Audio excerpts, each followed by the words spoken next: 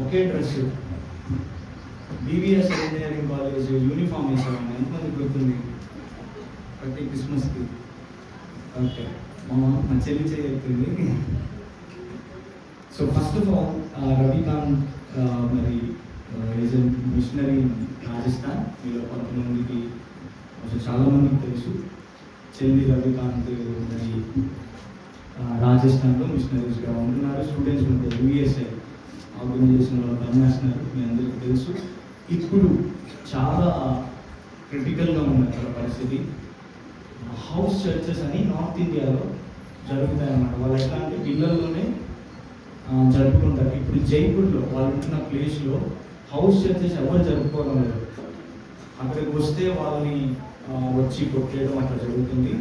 So అటువంటి పరిస్థితుల్లో మరి థ్యాంక్ఫుల్లీ వాళ్ళకైతే పరిస్థితులు లేకపోయినప్పటికీ అటువంటి స్థితిగతుల్లో మీరు కొంచెం న్యూస్ని ఫాలో అవుతూ ఉంటే రాజస్థాన్ ప్రభుత్వం చాలా కఠినమైన యాంటీ కన్వర్జన్ బిల్లుని పాస్ చేసింది అసెంబ్లీలో. దయచేసి ఈ విషయాలు మనం జ్ఞాపకం చేసుకుందాం. చాలా చక్కటి మొత్తం నన్ను అందించారు. నాకు కూడా కొన్ని టిప్స్ దీని ద్వారా తెలిసినాయి. ఓకే, ఎక్సలెంట్గా బ్రీఫ్గా మీతో పాయింట్ తీసుకొని వచ్చారు. ఓకే, మిమ్మల్ని అందరూ చూసినప్పుడు కూడా నాకు 2 విషయాలు గుర్తొచ్చాయి, మీతో పంచుకోవాలనుకుంటున్నాను. చాలా బాగుంది. నిన్న ఒంగోలులో 6:30-7 టైంలో ఫుల్ ట్రాఫిక్ అంట. ఓకే, మనిషి కదలేనంత ట్రాఫిక్ అంట నిన్న నైట్.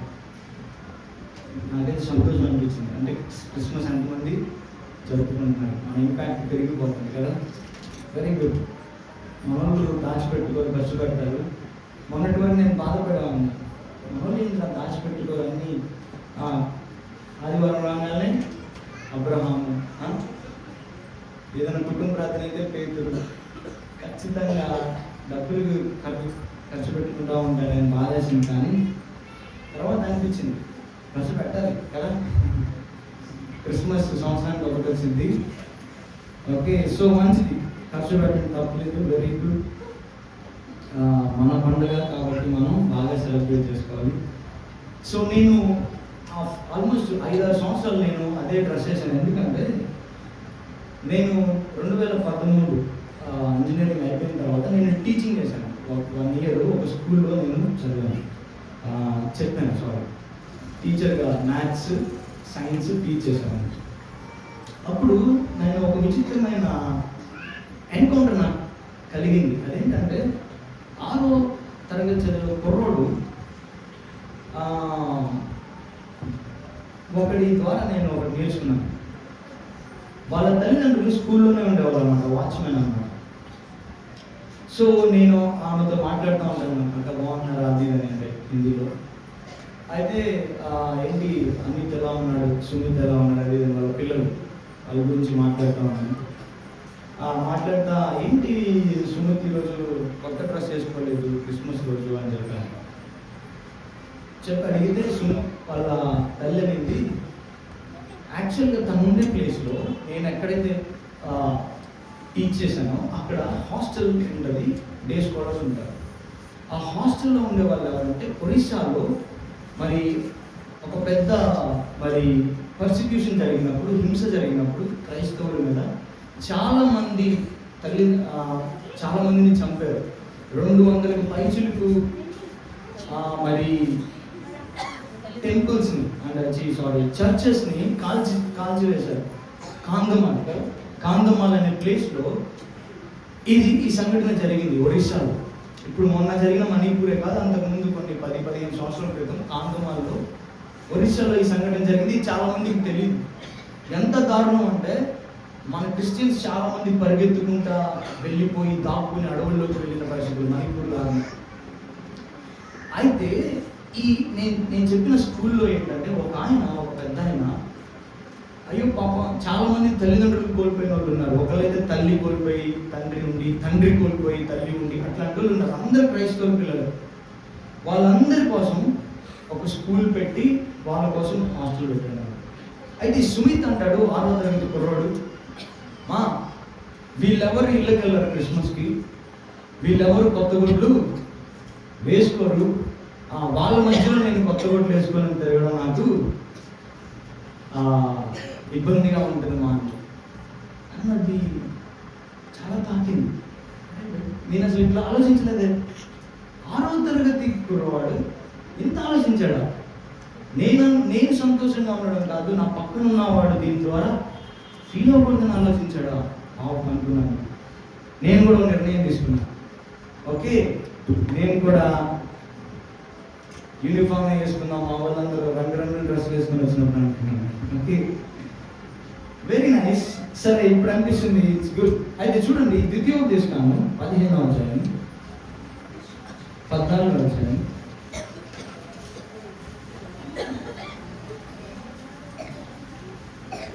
ద్వితీయోపదేశకాండం 14వ అధ్యాయం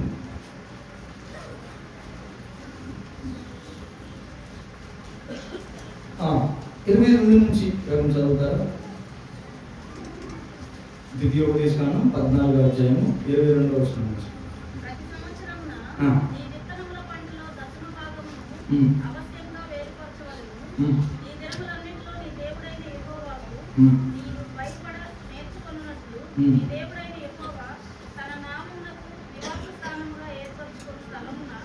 ఆయన సన్నిధిని నీ పంటలో గాని నీ ద్రాక్షరసంలో గాని నీ నూనెలో గాని 10వ వంతును నీ పశువులలో గాని గొర్రె మేకలలో గాని తొలుచు వాటిని తినవలెను. సరే, మార్గం దూరం అయితే ఏం చేయాలి? 25వ వచనం. నీ దేవుడైన యెహోవా ఏర్పరచుకున్న స్థలమునకు నీవు వెళ్ళి నీవు కోరు దేనికైనను ఎద్దులకేమి గొర్రెలకేమి ద్రాక్షరసముకేమి మద్యములకేమి నీవు కోరు దానికి ఆ వెండినిచ్చి అక్కడ నీ దేవుడైన యెహోవా సన్నిధిని భోజనం చేసి. అంటే యూదులకు యెరూషలేము పవిత్రమైన స్థలం. ఇందాక అవికాంతి కూడా చెప్పాడు. ఓకే, వీళ్ళందరూ సంవత్సరానికి ఒక టైంలో వాళ్ళ ఇష్టమైన ప్రతి ఒక్కరు వాళ్ళ టైమ్స్లో వాళ్ళు వెళ్ళొచ్చు అనమాట. వెళ్ళి ఒకరోజు, సంవత్సరానికి ఒకరోజు చర్చి దగ్గరికి వెళ్ళాలి వాళ్ళు. అంటే యెరూషలేములో మందిరం ఉంటుంది. దేవుడు చెప్తున్నాడు ఇట్లా రూల్ ఉండాలి. అక్కడికి వెళ్ళి అక్కడ తినాలి. అక్కడ ఏం చేయాలంట? నీవు కోరు అక్కడ నీ దేవుడైన యెహోవా సన్నిధిని భోజనం చేసి నీవును నీ ఇంటి వారిని నీ ఇంట నుండి లేవీయులను సంతోషింపవాలి. ఏమండి, చూడండి, రూల్లా చెప్పాడు దేవుడు. నువ్వు అక్కడికి వెళ్ళి తినాలి. అక్కడ లేవీయులు ఉంటారు. వాళ్ళు సంతోషపడాలి, వాళ్ళు సంతోషంగా ఉండాలి, వాళ్ళు కూడా సంతోషంగా ఉండాలి. ఏమండి, ఇది దేవుడు ఇచ్చిన ఆజ్ఞ. చూడండి కింద, చూడండి అసలు ఎంత మాట రాసిందో. 27వ వచనం. లేవీయులను విడవకూడదు, నీ మధ్యన వారికి పాలైనను స్వాస్థ్యమైనను. Praise the Lord. నాకు ఈ మాట భలే తాకింది. ప్రియమైన యూదుడా, ఒక దేవుడి భాషలో చెప్తున్నారు. ఓకే, మన యూదులు ఎంతమంది ఉన్నారు? 6 లక్షల మంది మగవాళ్ళు. అంటే ఇంకా మన మొత్తం 20 లక్షల మంది ఉంటారు యూదులు. ఆ పిల్లలు పెద్దవాళ్ళు అందరు కలిపి. ప్రియమైన యూదులారా, మనకి 12 గోత్రాలు ఉన్నాయి. ఒక గోత్రం ఏంటి? లేవీ గోత్రం. మిగతా వాళ్ళందరూ నార్మల్ వేరే వేరే గోత్రాలు. యూదా గోత్రము, ఎఫ్రాయిము, ఇంకా మిగతా మనకి తెలుసు. ఈ 12 గోత్రాల్లో ఒక గోత్రానికి మాత్రం దేవుడు భాగం ఇవ్వలేదు. తెలుసా మీకు? అంటే ఫస్ట్ ఇవ్వలేదు. ఫస్ట్ ఎవరికి ఇచ్చాడు? 11 గోత్రాలకు ఇచ్చాడు. నీ స్థలం ఇంత, నీ స్థలం ఇంత. మన యెహోషువ గ్రంథంలో చూస్తే మనకి మనము చూస్తే మీకింత నెంబర్స్ ఏమంటారు? సంఖ్యాకాండం. మీకింత స్థలం, మీకింత స్థలం అని ఇచ్చి లేవీయులకి ఇవ్వడు దేవుడు. లేవీయులకి ఇవ్వకుండా ఏం చేస్తాడంటే మీ అందరిలో కొంత స్థలం, నువ్వు కొంత తీ అని చెప్పి ఆ కొంత వచ్చింది మీరందరూ ఇవ్వాలి. అప్పుడు మీలో ఒకడు, మీ తమ్ముడు, మీ సహోదరుడు లేవీయుడు, వాళ్ళ వంశానికి మీరిచ్చింది వాళ్ళకి అని చెప్తుంది. చూడండి ఏమంటాడంటే, నువ్వు చర్చ్ దగ్గరికి వెళ్ళి, అంటే యెహోవా సన్నిధి దగ్గరికి వెళ్ళి భోజనం చెయ్యి. అక్కడ లేవీయులు సంతోషపడాలి. అక్కడ కింద మాట చూడండి, తండ్రి లేవీయులను విడవకూడదు, నీ మధ్యన వారికి పాలైన స్వాస్థ్యము లేదు. నువ్వు సంపాదిస్తావు. దేవుడు మిగతా 11 గోత్రాలని సంపాదించుకోవడానికి పెట్టాడు. వీళ్ళందరూ సంపాదిస్తారు, కానీ సంపాదన లేకుండా నేను ఒక గోత్రాన్ని పెట్టాను, వాళ్ళు మర్చిపోవద్దు. అంటే ఏంటి, దీన్ని బట్టి మనకేమర్థమవుతుందంటే ఇక్కడ పాత నిబంధన ఆజ్ఞలు ఏమి లేవు. దేవుని మనసు, తండ్రి మనసు 12 మంది బిడ్డలు ఉంటే ఆ 12 మంది సంతోషంగా ఉండాలనుకుంటాడు. ఆ రేంజ్కి మనం వెళ్ళాలి.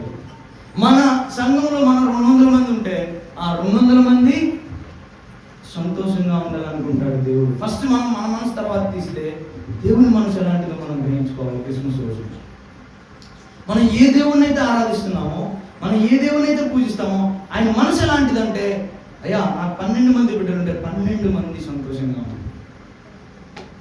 200 మంది చర్చిలో ఉంటే అందరూ సరిగ్గా ఉండాలి. మరి నిజంగా సరైన స్థితిగతుల్లో లేని వాళ్ళ గురించి ఆలోచిస్తున్నామా మనం? కొంతమంది ఇంట్లో ఇబ్బందులు ఉంటాయి, కొంతమందికి ఆర్థిక అవసరాలతో ఉంటాయి, వాళ్ళ గురించి అసలు మనం ఆలోచిస్తున్నామా? ఏమండి, దేవుని మనసు ఇది. ఇక్కడ ఆజ్ఞలు అయితే ఏం లేవు, కానీ దేవుని మనసు అయితే అదే కదా, దేవుని మనసు అయితే అదే కదా అని అనిపించింది. 4వ వచనం చూడండి, 15వ అధ్యాయం 4వ వచనం. అయితే చూడండి, సారీ 15వ వచనం చూడండి, పైన 14వ చూడండి. నీ దేవుడైన యెహోవా నీ చేతి పని అంతట్లోనూ నిన్ను ఆశీర్వదించినట్లు 3 సంవత్సరములకు ఒకసారి ఆ ఏట నీకు కలిగిన పంటలో 10వ వంతు నీ ఇంట ఉంచవలను. ఓకే,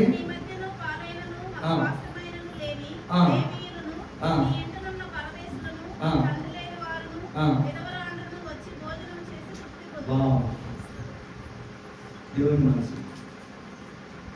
మనం మన గురించి ఆలోచిస్తుంటాం, దేవుడు ఆయనకు అందరూ పిల్లలే. ఆయన ఏమంటాడంటే, బాబు నీకు పంట పండిందని నువ్వు ఎంజాయ్ చేయడం కాదు, నువ్వేం చేయాలంటే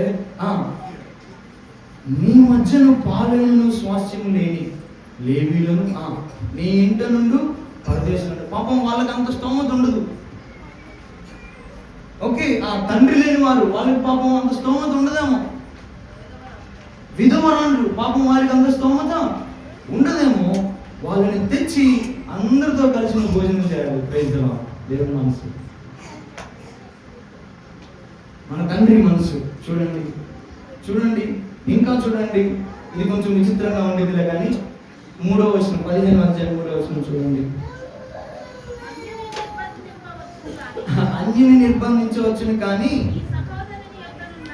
నీ సహోదరుని ఉన్నదాన్ని విడిచిపెట్టవాలి. ఒకవేళ ఏదైనా అప్పు లాంటిది ఇస్తే అన్యుడైతే పట్టుకో కానీ మనోడైతే వదిలేసే అన్నాడు. అవునా? సరే, తర్వాత మీరు చదువుకోండి. ఓకే, ఇంకా కిందకు వస్తే చూడండి 19వ వచనం.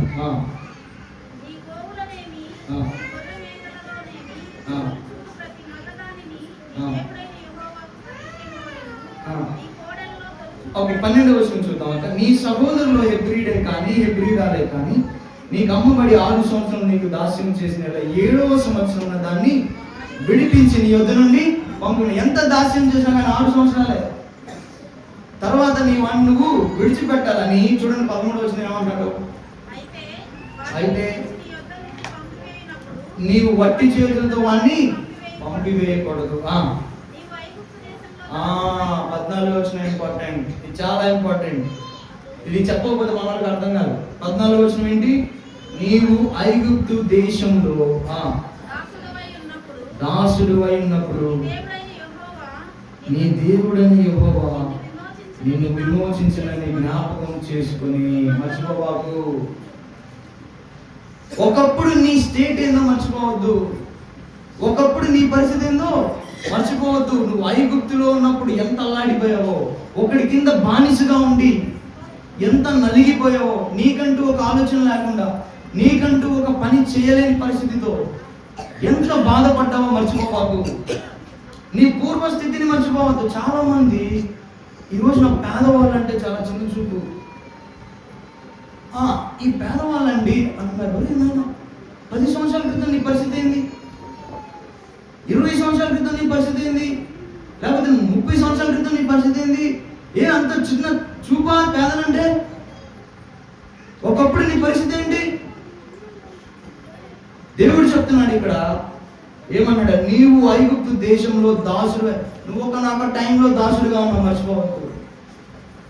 ఒకనొక టైంలో నువ్వు వెంపర్లాడావు, ఒకనొక టైంలో నువ్వు కింద మీద పడ్డా, ఏడ్చావు, ఎవరు సహాయం చేయట్లేదని, ఎవరు లేరని, బట్టలు లేవని. నేను ఇంకొక సంఘటన కూడా నాకు జరిగింది. ఎస్ఐటి ఇంజనీరింగ్ కాలేజ్లో నేను ఎంటెక్ చేసేటప్పుడు నాతో పాటు ఒక నార్త్ ఈస్ట్ గర్ల్ ఉంది, తను నాగాలాండ్ సంబంధించింది.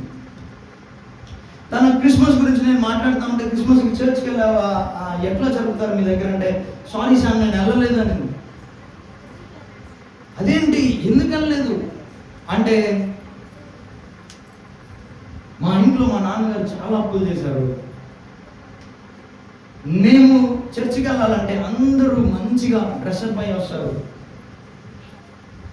నేను వెళ్ళాలంటే మా నాన్నకి మళ్ళీ భారం, మా అందరికీ డ్రెస్ కొట్టించాలి. ఆయన మమ్మల్ని అలా చూడలేడు, అసలే భారం, అందుకని మేము చర్చికి వెళ్ళలేదండి. ఏమండి, ఇలాంటి వాళ్ళు మన చుట్టూ ఉంటే మనం అనాథ శరణానికి వెళ్తాం, ఫోటోలు తీసుకుంటాం.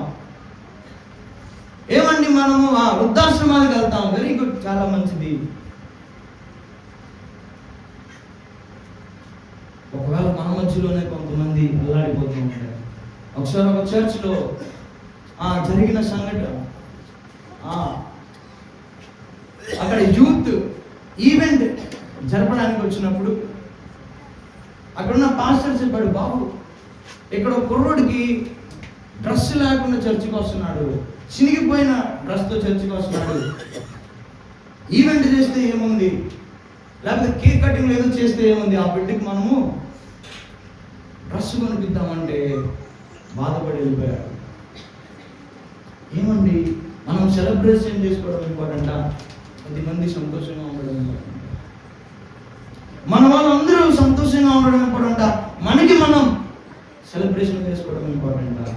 మనకి మనం సెలబ్రేషన్ చేసుకోవడం తప్పు కాదు, కానీ మనతో ఉన్నవాడు కూడా సంతోషంగా ఉండేటట్టు చూడాలి. అది నీ బైబిల్ దేవుడి మనసు, అది ప్రియ క్రైస్తవుడా మర్చిపోవద్దు. నువ్వు యేసుక్రీస్తు గురించి అయితే ఎగురుతున్నావో, ఆ యేసుక్రీస్తు మనసు తెలుసా నీకు? ఆ యేసుక్రీస్తు మనసు అందరి గురించి ఆలోచించే మనసు. ముఖ్యంగా విధవరాల గురించి ఆలోచించు, తండ్రి లేని వాళ్ళ గురించి ఆలోచించు, పరదేశి గురించి ఆలోచించు, లేని వాడి గురించి ఆలోచించు, లేవేడి గురించి ఆలోచించు. పాపం వాడికి నేను స్వాస్థ్యము ఏమీ ఇవ్వలేదు, నీ దగ్గర వాటి గురించి ఆలోచించాను చెప్పే దేవుడు నీ దేవుడు. తెలుసా నీకు ఆ విషయం? తెలుసా? 1 యోహాను 3:16 చూడండి. 1 యోహాను 3:16, మనకి యోహాను 3:16 తెలుసు, కానీ 1 యోహాను 3:16 ఏమంటుంది? 1 యోహాను 3:16 ఏమంటుంది? ఆయన మన నిమిత్తము తన ప్రాణమును పెట్టిన కనుక. ఇప్పుడు దాకా మనం అది విన్నాం. యేసుక్రీస్తు మనల్ని ఎంతో ప్రేమించాడు. ఆయన ఏం చేశాడు? ప్రేమకు చిహ్నంగా తన ప్రాణాన్ని మనకి ఇచ్చాడు. క్రిస్మస్ రోజు మనం ప్రతి గ్రామానికి వెళ్ళి చెప్పాం, ఊరికి వెళ్ళి చెప్పాం, ట్రాక్స్ పంచాం. డాడీ ఆల్మోస్ట్ 1000-1500 ట్రాక్స్ కొట్టారు. దాంట్లో ఇదే సబ్జెక్ట్ ఏంటంటే, యేసయ్య మన కోసం చనిపోయాడు, యేసయ్య మన కోసం చనిపోయాడు, యేసయ్య మన కోసం చనిపోయాడు. ఇప్పుడే చూసాం, సిలువ దేవుని జస్టిస్, దేవుని న్యాయం, దేవుని ఉగ్రత, దేవుని క్రోధం, and at the same time దేవుని ప్రేమ, లవ్ మనకు కనిపిస్తుందని మనం విన్నాం. ఆయన మన కొరకు చనిపోయాను. ఏమండి, మీకు విషయం తెలుసా? ఇప్పుడు మీరు బాధపడతారు. నెక్స్ట్ కనెక్టింగ్ పాయింట్ చూడండి. ఆయన ఎందుకు చచ్చిపోయాడో కనెక్టింగ్ పాయింట్ ఉంది చూడండి. భయపడతారు, బాధపడతారు. దీని వలన ప్రేమ ఏంటనేది మనం తెలుసుకున్నాం. ఇది ప్రేమ అంటే ఇందాక చెప్పారు రోమిలికి రాసిన, మనం ఇంకా శత్రువులుగా ఉండగానే దేవుడు మన కోసం చనిపోయాడు. అయితే ఎందుకంట? నెక్స్ట్ వర్షన్ చూడండి.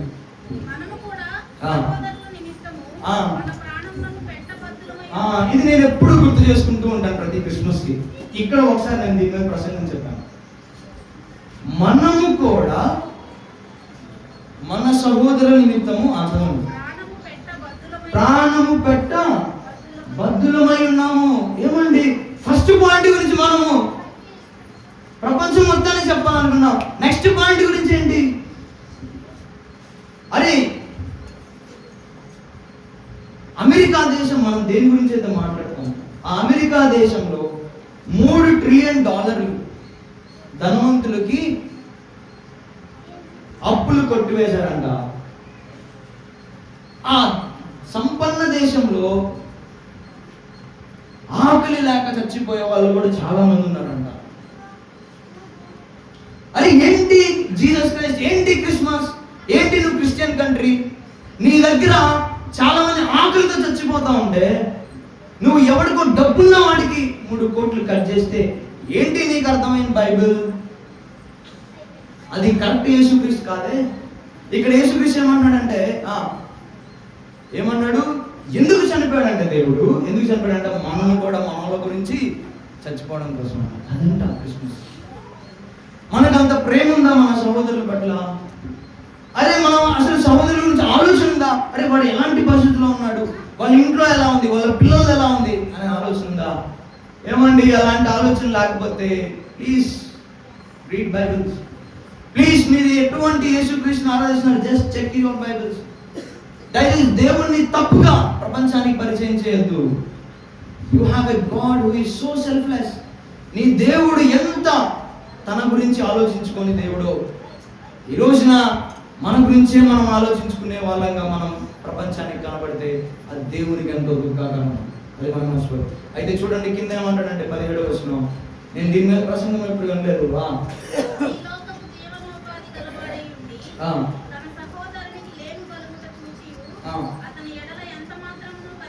లేమి కలుగుట చూచియు కనికరం లేని వాళ్ళు ఉంటారంట. అమ్మా, లేమి కలుగుట చూచియు కనికరం లేని వాళ్ళు ఉంటారంట. ఏమనడానికి దేవుని ప్రేమ లేదు. తూచ్ వాళ్ళు ఎంత హడావుడి చేసినా కానీ దేవుని ప్రేమ వాళ్ళలో లేదు. ఎందుకంటే పక్కనోడికి కష్టం ఉందని తెలిసి కూడా సహాయం చేయని వాడికి దేవుని ప్రేమ లేనట్టే. ఓకే చాలు. ఇప్పుడు చూడండి, సొదొమ గొమొర్రా గురించి మనందరికీ తెలుసు కదా. దేవుడు ఎందుకు చంపాడు సొదొమ గొమొర్రా అంటే కాల్చి చంపేశాడు కదా. ఎట్లా చంపారు వాళ్ళు కదా, అగ్ని గంధకాలు పైన పడి చాలా ఇంత దారుణమైన ఉగ్రత ఏ పట్టణాలకు జరగలేదు. సొదొమ గొమొర్రా అనే పట్టణాలు జరిగింది. చూడండి అసలు దానికి కారణం ఏంటి తెలుసా? దానికి కారణం ఏంటి? సొదొమ గొమొర్రా అంత భయంకరమైనగా దేవుని ఉగ్రతకు లోనవడానికి కారణం ఏంటి? యెహెజ్కేలు 16వ అధ్యాయం 49వ వచనం.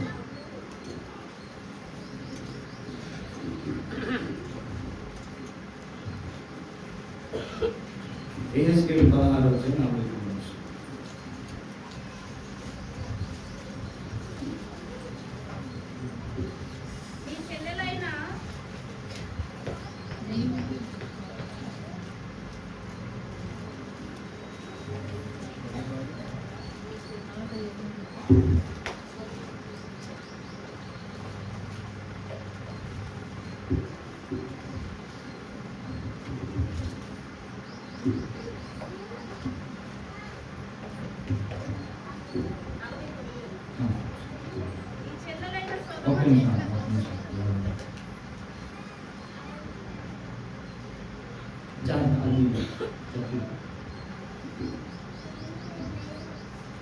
ఓకే, యెహెజ్కేలు 16వ అధ్యాయము 49వ వచనం. దయచేసి అందరూ తీయండి ప్రశాంతంగా.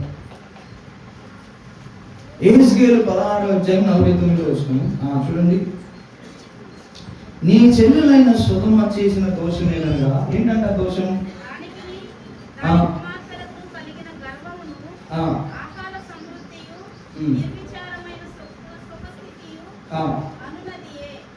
దానికి దాని కుమార్తెలకు కలిగిన గర్వమును, ఆహార సమృద్ధియు, నిర్విచారమైన సుఖ స్తుతి నన్ను తీయేది. ఏంటంట దోషం? ఏంటంట బాగా మనోళ్ళకి అంటే సొదొమ గొమొర్రా వాళ్ళకి ఆహారం సమృద్ధిగా, నిర్విచారమైన సుఖస్థితి ఉందంట. ప్రశాంతంగా అసలు దేని గురించి టెన్షన్ లేనంత సుఖస్థితిలో ఉన్నారంట. హ్యాపీగా ఉన్నారంట. ఎవరు? సొదొమ గురించి చెప్తున్నాడు దేవుడు. మనం అనుకుంటాం ఇదే కదా మనకు కావాల్సింది అనుకుంటాం. దీనికోసమే మనం వెంపరం. చాలా మంది చర్చికి దీనికోసం వస్తారు. దేవుడు దీవించాలన్న, దేవుడు దీవించాలి. దేవుడు దీవించడానికి దేవునికి ఏమీ కష్టం కాదు. దీవించడం పెద్ద విషయమా? నాకు అనిపిస్తూ ఉంటుంది. పేతురుతో దేవుడు ఏం చెప్పాడు? కావాలని రాత్రి అంతా చేపలు పడకుండా చేసి నెక్స్ట్ రోజు అడయి అన్నాడు. 2 పడవల నిండా వచ్చినాయి, ఆడ పడే అన్నాడు. అవన్నీ ఏంటి? డబ్బులే అంతే. చేపలు అంటే ఒకటి 150, 200. 150, 200 అక్కడ పడేయమన్నాడు. ఆ కట్టలు అనమాట, ఎన్ని కట్టలు పెద్దగా చేపలు ఒక్కొక్కటి. ఏముందిలే అవి పడే, అవి పెద్ద విషయం ఏమి కాదు. పడే నేను అనుకున్నానంటే 2 నిమిషాలు పని అని చెప్పాడు. నేను అనుకున్నానంటే నువ్వు 15 రోజులు 20 రోజులు కష్టపడింది నాకు 2 నిమిషాలు పని, నువ్వు టెన్షన్ పడవు. అసలు ఇది కాదు మెయిన్ పాయింట్. నువ్వు రా ఇట్రా, నన్ను వెంబడించు, అది పెద్ద విషయమే కాదు. రాము చూడండి, మనం చాలాసార్లు ఇట్లాంటి ఈ 2 పడవల నిండా చేపల కోసం మనం కింద మీద పడుతూ ఉంటాం. చాలా భక్తి చూపిస్తూ ఉంటాం, ప్రేమ చూపిస్తూ ఉంటాం. అమ్మ దేవుడు హట్ అవ్వకూడదు అనుకుంటూ ఉంటాం. కానీ చూడండి అండి, దేవునికి దీవించడం పెద్ద విషయమే కాదు. దీవించడం అనేది ఆబ్వియస్గా వచ్చింది, అది నార్మల్గా జరిగేది. కానీ మనము జాగ్రత్త పడాల్సింది ఏంటి తెలుసా? సొదొమ నుంచి నేర్చుకున్నాం. ఏంటి తెలుసా? వాళ్ళకి బాగా వెల్తీ వచ్చిన తర్వాత, వాళ్ళకి బాగా ధనం వచ్చిన తర్వాత, ఏ టెన్షన్ లేకుండా ఇల్లు గడిచిపోతున్న టైంలో ఏం జరిగిందంట? దీనులకును దరిద్రులకును సహాయం చేయకుండెను. This is the secret. మనం అనుకుంటాం కానీ మా పరిస్థితి మారాలి, పరిస్థితి మారాలి, పరిస్థితి మారాలి. మనము పరిస్థితి మారిన తర్వాత మిగతా వాళ్ళని చూసి ఎక్కిరిస్తాము. మనం మిగతా వాళ్ళని తక్కువగా చూస్తామేమో, మిగతా వాళ్ళకి సహాయం చేయమేమో. దీనులకు దరిద్రులకు చదవండి, దీనులకును సహాయం చేయకుండాను. నీ చెల్లెలైన సొదొమ దోషం ఏందనగా, డేంజర్ ఏంటంటే నువ్వు సాటిస్ఫైడ్గా ఉంటే దేవుడే దీవించాడు. వాళ్ళని దేవుడే దీవించాడు, మంచిది తప్పు కాదు. మనల్ని కూడా దేవుడు దీవించాడు. ఆమోస్ గ్రంథం టైంలో విపరీతంగా రిచ్గా ఉంటారు ఇజ్రాయెలైట్స్. ఇవ్వండి, ఈ రోజున యూదులు richest community in the world. Top 10లో ఆల్మోస్ట్ 7 యూదులు రిచెస్ట్. దేవునికి పైసలు పెద్ద విషయం కాదు, అది కాదు టాప్. మీరు ఇందాక నేను చూపించిన దాంట్లో 15వ అధ్యాయం 4వ వచనం 5వ వచనం తర్వాత చదవండి. That's not big deal. అయితే ఏంటి మనం డేంజర్ ఏంటంటే, మనం గర్వం నుంచి మనం మిగతా వాడి గురించి ఆలోచించాము. కొన్నిసార్లు పేదలకు సహాయం చేసేవాడిని కూడా ఎక్కిరిస్తామేమో, పెద్ద కోటీశ్వరులాగా మాట్లాడతామేమో. దయచేసి అది కాదు, అది దేవుని మనసు కాదు. అది మనం జ్ఞాపకం చేసుకోవాలి. దీనుల గురించి ఆలోచించాలి, దరిద్రుల గురించి ఆలోచించాలి, విధవరాండ్రుల గురించి ఆలోచించాలి. మనకి కొంచెం దేవుడు ఇస్తే, మా భోపాల్లో ఒక తల్లి ఉంది. ఆమె చాలా పేదరాలు, కానీ ఆమె ఇస్తూనే ఉంటుంది. ఆమె దగ్గర 2 రోటీలు ఉంటే 1 రోటీ ఇచ్చింది. ఆమె దగ్గర 2 రోటీలు ఉంటే 1 రోటీ ఇస్తుంది. నిజంగా అనిపిస్తుంది కొన్నిసార్లు, కొంచెం పేదగా ఉన్న వాళ్ళకి ఇచ్చే బుద్ధి ఉండదేమో, వాళ్ళకి ఆ ఆకలి తెలుసేమో అనిపిస్తుంది. ఏమంటే ఈ రోజున సంఘాలు మనం సెలబ్రేట్ చేసుకోవడం కాదు, మన దేవుడు ఇతరుల గురించి ఆలోచించాలనుకున్న దేవుడు. మనం ఇతరుల గురించి ఆలోచించాలి. ఎవరు ఆలోచించిన వాళ్ళ గురించి ఆలోచించాలి. లూకాసు వార్త 14:12 తర్వాత చదువుకోండి. అక్కడ అంటాడు, నువ్వు విందు పెట్టేటప్పుడు వీళ్ళందరిలాగా నీ బంధుమిత్రుల్ని, స్నేహితుల్ని వాళ్ళందరినీ పిలవద్దు. అందరూ పిలుస్తారు, అదేముంది. యేసుక్రీస్తు స్వయాన చెప్పిన మాటలు ఇవి. విందు పిలిచేటప్పుడు నీ స్నేహితులు పిలవద్దు, నీ బంధువులు పిలవద్దు, అసలు ధనవంతులైన నీ ఫ్రెండ్స్ని అసలు పిలవద్దు. ఎవరిని పిలవాలని ఉందంటే కుంటి వారిని, గుడ్డి వారిని, నీకే సహాయం చేయవాడిని చేయాలంటే. అది యేసుక్రీస్తు మనసు మనం మర్చిపోవద్దు. ఈ క్రిస్మస్ దినాన ప్రపంచం క్రైస్తవాన్ని చూస్తూ ఉండగా మనం ప్రపంచానికి చూపించాలి. మనం నటించాల్సిన అవసరం లేదు, కానీ మనం మర్చిపోవద్దు. మన దేవుడు నిస్వార్థమైన దేవుడు. చివరి రక్తపు బొట్టు వరకు ఇతరుల కోసం ప్రాణం పెట్టిన దేవుడు, ఇతరుల గురించి ఆలోచించిన దేవుడు. నీవు నేను ఆయన బిడ్డలను తిరుగుతున్నాం. మనలో ఇసుమంతైనా కొంచెంలో కొంచెమైనా అది కనిపించాలని మన దేవుడు కోరుకుంటాడు.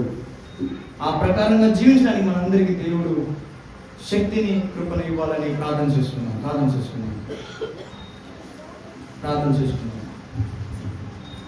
దేవునితో చెప్తాం. ఇందాక విన్న వాక్యం దయచేసి జ్ఞాపకం చేసుకున్నాం. Where are we searching? డబ్బులో వెతుకుతున్నారా? దొరకదు. డబ్బులో వెతుకుతున్నారా? దొరకదు. గర్ల్ ఫ్రెండ్స్ లో వెతుకుతున్నారా? బాయ్ ఫ్రెండ్స్ లో వెతుకుతున్నారా? చిల్లర తిరుగుల్లో వెతుకుతున్నారా? దొరకదు. నువ్వు వెతికేది దొరకదు. యవనస్తుడా, హీలింగ్ కోసం ఎక్కడెక్కడ తిరుగుతున్నావు? దొరకదు. దొరికినా అది డేంజరస్. అన్నీ దొరికేది, అన్నిటికంటే ముఖ్యమైనది పాప క్షమాపణ దొరికేది యేసుక్రీస్తులో. ఈ రోజున మన చుట్టూ ఎంతో మంది స్నేహితులు ఎన్నో చోట్ల వెతుకుతున్నారు. సత్యం తెలిసిన మనం ఇతరులకు చెప్పగలుగుతున్నాం. అన్నా, మీరు ఎక్కడెక్కడ వెతుకుతున్నారన్నా? అన్నా, నువ్వు స్థలాలు, పొలాలు, వందల వేల కోట్లు పోగేసుకొని విర్రవీగుతున్నావు అన్నా. అన్నా సారీ అన్నా, నువ్వెంత ఆదానీమైన అంబానీమైన పాప క్షమాపణ లేకపోతే నరకంలో కాలుతావన్నా. ఇది ఇంకా తిరుగులేని వాస్తవం. నువ్వెంత ఇక్కడ హడావుడి చేసినా, ఎంత షో చేసినా, నువ్వు యేసుక్రీస్తు లేకపోతే అన్నా సారీ, నువ్వు మాత్రం కాలేది గ్యారంటీ. అలా అది వద్దు. యేసుక్రీస్తులో నిత్య జీవం ఉంది. ఆయన చనిపోయాడు మన కోసం. అక్కడ ఇక్కడ వెతకద్దు. జన్మలు లేవు, ఇవన్నీ లేవు. పునరుద్ధానం ఉంది, మహిమ శరీరం ఉంది, కర్మ పాపాలు ఏమీ లేవు. మరి రెండో పాయింట్, దేవుని మహాకృప. సంతోషంగా ఉండడం దేవునికి ఇష్టం, సమృద్ధిగా ఉండడం దేవునికి ఇష్టం. దయచేసి ఒకవేళ అటువంటి స్థితి లేకపోతే లేనిపోయిన ఆర్పాటాలకు వెళ్ళాల్సిన అవసరం లేదు. మనకున్న స్థితిలో మనం ఉండొచ్చు. అదే సమయంలో మనకున్న కొంతలో మనమేమి ఇక్కడ ఎవరం వందల వేల కోట్లు ఉన్న వాళ్ళం కాదు. మనకున్న కొంతలో ఇతరుల గురించి ఆలోచిద్దాం. అది ఒకరికి కనిపించినా కనిపించకపోయినా సంఘంగా, ఒక దేవుని కుటుంబంగా మనం కలిసి ఆలోచిద్దాం. ఇండివిజువల్గా ఆలోచించగలిగితే ఇంకా మంచిది. కలిసి మనం ఆలోచించగలిగితే ఇంకా మంచిది. సంఘాలుగా మనం ముందుకు వెళ్ళాలి. మనం వెలుగు ప్రకాశింపచేయాలి. ఇది మనది, మన తండ్రిది ఈ భూమి. వీళ్ళందరూ మన తండ్రి పిల్లలు. వీళ్ళందరికీ చేయాల్సిన బాధ్యత మనకుంది. మంచిది, సెలబ్రేట్ చేసుకోవడం తప్పు కాదు. ఒకరోజు మంచిగా సంతోషపడడం అస్సలు తప్పు కాదు, వెరీ గుడ్. కానీ మన దేవుడు దేని కొరకు నిలబడ్డాడు, దేనికోసం ప్రయాసపడ్డాడు, ఆయన మనసు ఏంటనేది మనం గ్రహించకుండా మనం సెలబ్రేట్ చేసుకున్నామంటే అది చాలా దుఃఖకరం. యేసుక్రీస్తు ఎవరనేది ప్రపంచానికి తెలియజేయగలిగేది నీవే. నీ ప్రేమతో చూపించు, నీ దాతృత్వంతో చూపించు, నీ పక్కన ఫ్రెండ్స్కి తెలియాలి. రెండు ఉన్నా కానీ ఒకటి ఇచ్చేవాడు కాదు అని తెలియగలగాలి. దేవుడి మాటను తీసి దేవుడు మనకి ఇస్తాడు ఆ శక్తిని, ఆ సామర్థ్యాన్ని.